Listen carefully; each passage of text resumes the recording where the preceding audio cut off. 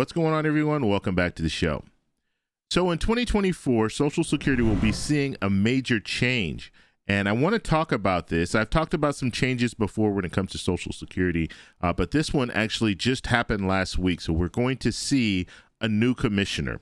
We had an acting commissioner before. Now we're going to see the new commissioner for the Social Security Administration. So in essence, the CEO of Social Security. So we're going to talk a little bit about this, and I'm going to show you a video that talks about the new commissioner's stance on an increase for Social Security, expanding Social Security, as well as reforming Social Security. So that's what we're going to talk about in this video. But first off, you guys can do me a favor. Please like the video, subscribe to the channel, hit that little bell notification, and then click all. By clicking all, you'll get notified anytime we post a video. We do daily videos here, so by clicking the bell notification and clicking all, you should be getting updated every day. And just a reminder, thank you for your support. I really appreciate it. And if you'd like to follow me on Twitter and Threads, you can at the TEC Show Live. Okay, so the first thing I want to take a look at are the headlines. So we'll take a look at the headlines in this story. So this was Monday of last week. The Senate confirms Martin O'Malley as head of Social Security Administration. Former POTUS, so he did run for president back in 2016.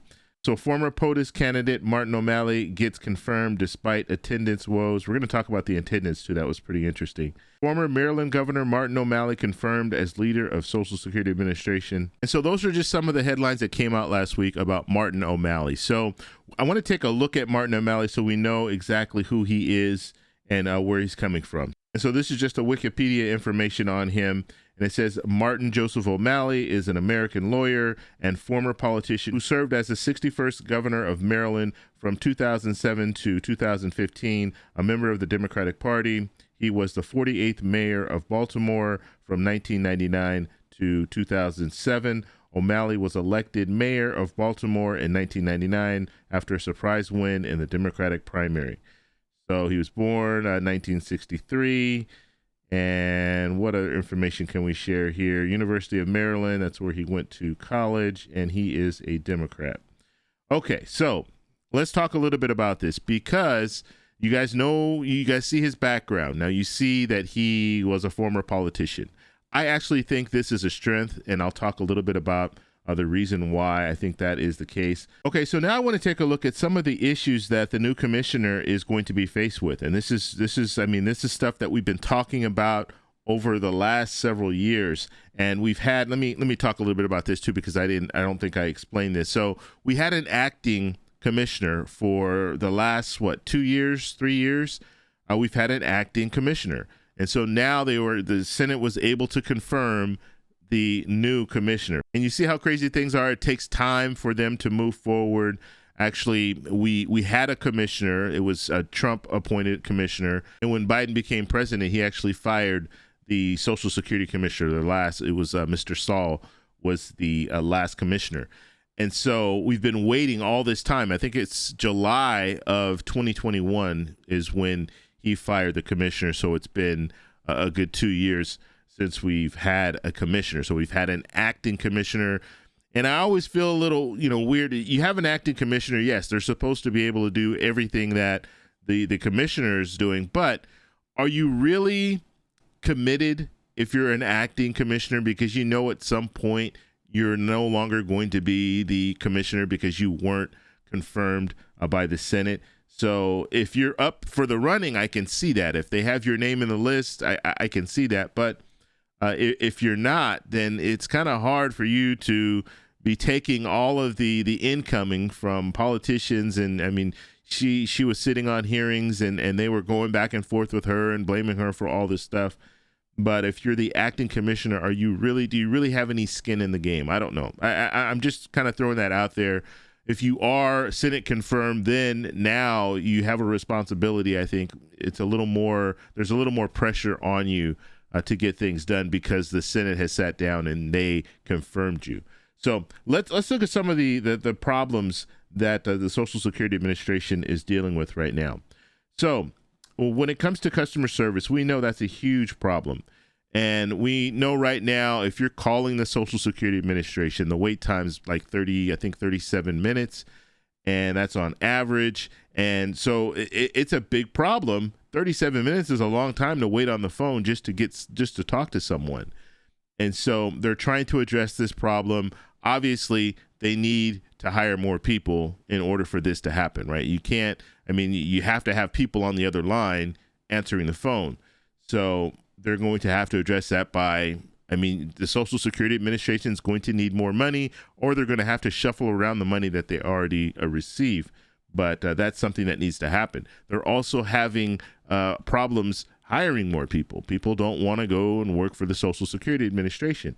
And so they're going to have to really, I don't know exactly how they can do this. I think the best way that they would be able to bring in more people is by allowing remote work. And I know they do allow some remote work now, but allowing that even more. So when it comes to customer service, you can have people at home answering phones and, helping people.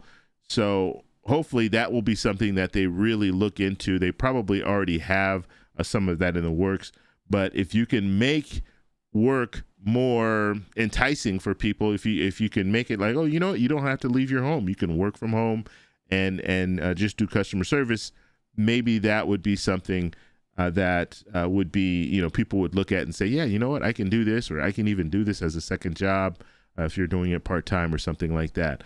Also, when it comes to SSDI claims and SSI claims as well, it takes, you fill out the application, all that. Wait times for that are long as well. It's like 15 months in order to get a final decision.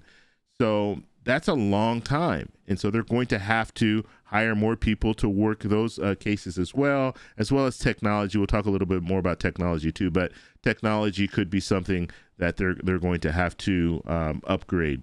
Okay, so another issue here, overpayments and underpayments. Now, this is huge because we've been talking about this for the last several months.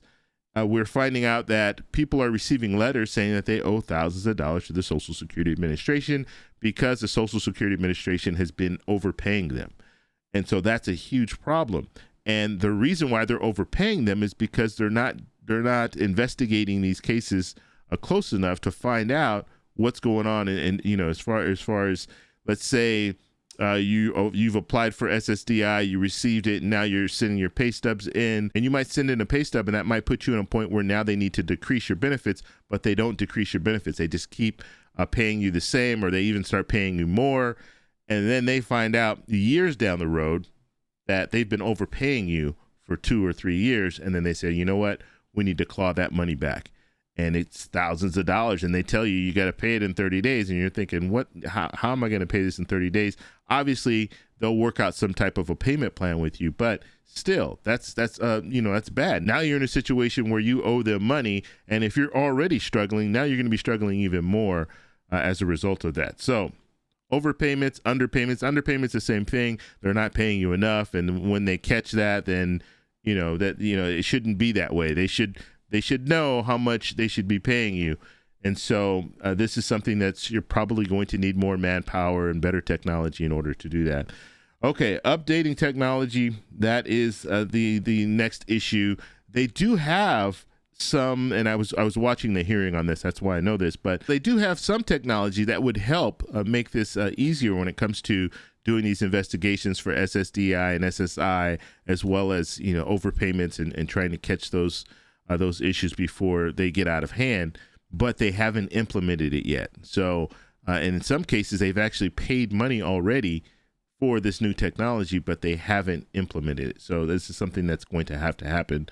So they definitely need to update technology, and you're going to have the new commissioner. That's going to be, hopefully that will be a primary goal of his to update the technology to make things a little bit easier. And push for new employees, because he's going to need money in order to pay these new employees. So he's going to have to push Congress for new employees. Okay, so the last issue here is the trust fund. Okay, and this is something you hear about all the time. We talk about the trust fund, right? We talk about the fact that Social Security, in 10 years, the trust fund is going to run out of money, which is going to mean a 23% cut across the board for everyone receiving Social Security benefits.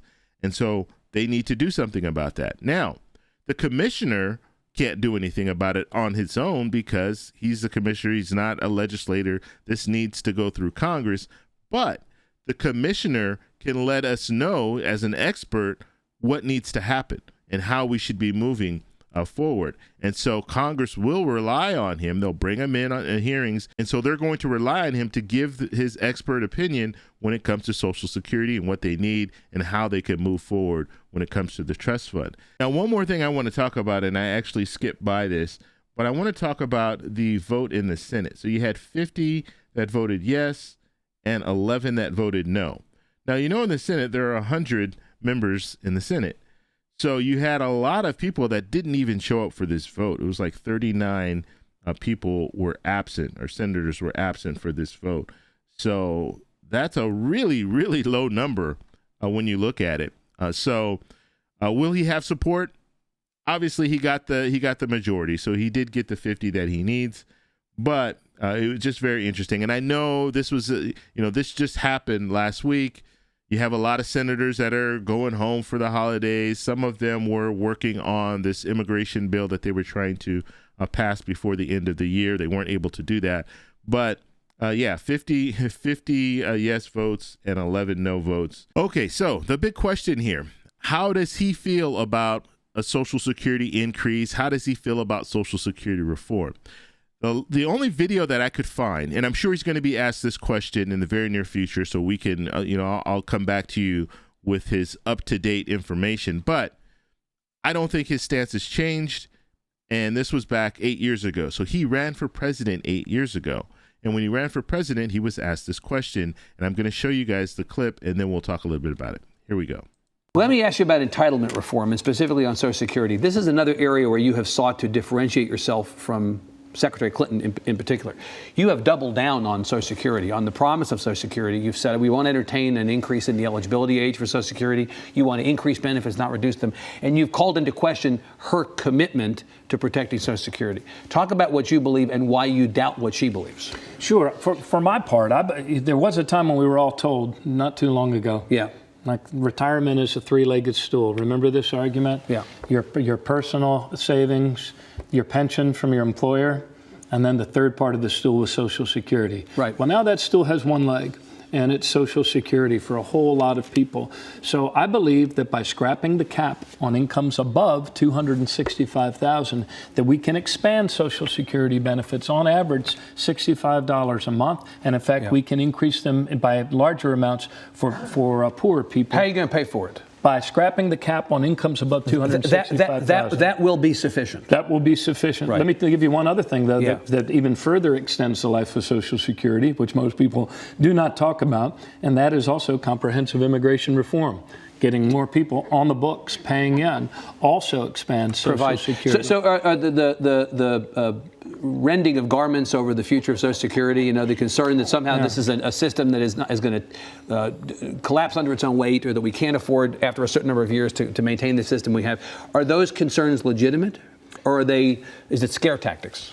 I believe that it's overblown, and I believe it's scare tactics. Yeah. There's things we need to do, as we have in every generation, to make sure that Social Security delivers on its promise. Right. And I have proposed that. In other words, we stop taxing dollars above $118,000. I say that people should start paying in again to Social Security once they reach $265,000. But no, this notion that that's the entitlement that's hurting our country is wrong. There is one huge entitlement, though, that is hurting our country. And that is? And that is the entitlement that the super wealthy among us feel to pay a far lower rate of taxes in their income and also on capital gains. Again, 3 years. That's something we can no longer afford. Okay, so there you get an idea of how Martin O'Malley feels about Social Security reform, and increase for Social Security. He was talking about raising the cap way back then, 8 years ago. And so raising the cap, now the numbers that he was talking about are a little bit different than what they're talking about now. But I would imagine that he still feels the same way as far as if you're raising the cap on people. He said 265,000 or more. Now you hear Bernie Sanders is talking about raising the cap on people making 250,000 or more. And then you also have Representative Larson with his Social Security 2100 Act, who's talking about raising the cap on people making 400,000 or more. And you also saw there Martin O'Malley was talking about a raise of $65 per month for people receiving benefits. That number has probably changed by now, just depending, just looking at the fact that this was 8 years ago. Now we hear more talk of the increase would be a little bit higher. But you see that he is in favor of some type of an increase for Social Security. And he's also in favor of reforming Social Security. So these are good signs. This is all good. Now, I told you I was going to talk a little bit about the fact that he was a politician and how I think that would be a strength for him. The reason that I'm saying that is because he knows how politicians think. And so because of that, he might be able to persuade some of these politicians that are on the fence. So I think that's good. And so I think when they call him in for hearings, he'll be able to at least sell this program, sell the fact that Social Security needs to be reformed, sell the fact that a Social Security increase would be something that's desperately needed. And he's going to have all of the data to back it up. And so that will be good as well. So we'll have to see what happens in 2024. But one of the interesting things about an election year is during an election year, you're going to see a lot more bills passed. Okay, and let me show you guys this. Okay, so what I'm showing you guys here, this is legislation that became law by year. So if you look at this, if you look at 2009, it was an election year. You had 125 bills that were passed. 2010, an election year, 260 bills that were passed. 2011, 81 bills that were passed. 2012. Now we're going every 2 years because every 2 years you have representatives running for re-election, right? And those representatives during that election year, they're voting on more bills, right? So 2012 and then 2013, there was only 72. But look, 2014, there was 224. 2015, there was 115. 2016, there was 214. 2017, there was 97. 2018, there was 346. 2019, there was 105. 2020, there was 239. So you guys get what I'm showing you here, right? 2021, there was 81. 2022, there was 284. 2023 was one of the worst years that we've seen when it comes to actually getting legislation passed. There was only 30. And I saw somewhere that was actually 27. It wasn't even 30. But that's what we're looking at right now. So you see that in 2024, we're probably going to see a lot more bills passed. Okay. Now, we do have split government still, so that will play a role. But these lawmakers understand if they show the same numbers like they did in 2023 of 30 bills passed, and they do that in 2024, that's going to be real bad news for them. So you know that they're going to be passing bills. You're going to have lawmakers on both sides trying to figure out, okay, how can we come together with these bipartisan bills and pass something? Because if we don't, we will probably get voted out. And so that's another reason why, and I've been talking about this for a while when it comes to Social Security, this is the time for something to happen. It's set up perfectly. You have an election year. You also have a very limited amount of time before the trust fund runs out of money. You have less than 10 years now. And so the next big move that we see when it comes to Social Security is going to be Social Security reform. Now, will that reform mean cuts to Social Security, or will that reform mean an increase or an expansion of Social Security? And so that's what we need to pay attention to. And that's why it's very important for people who are currently retired to be paying attention to. And then also Gen Xers, people who will be retiring in the next 10 years. Because if you're retiring in the next 10 years, you might be one of those people that they tell you, you know what? Sorry, I know the retirement age is 67, but we're going to have to move it up to 70, and you're going to be impacted by that. Or if they're making cuts, or if Congress does nothing, you could be one of the first group of people that come in as a retiree and get that 23% cut. So I want to know what you guys think about the new commissioner. You can also check out a video that I posted a couple of days ago about a Social Security increase right here. If you like this video, please give me a thumbs up. Please subscribe for more, and I'll talk to you in the next one. Bye.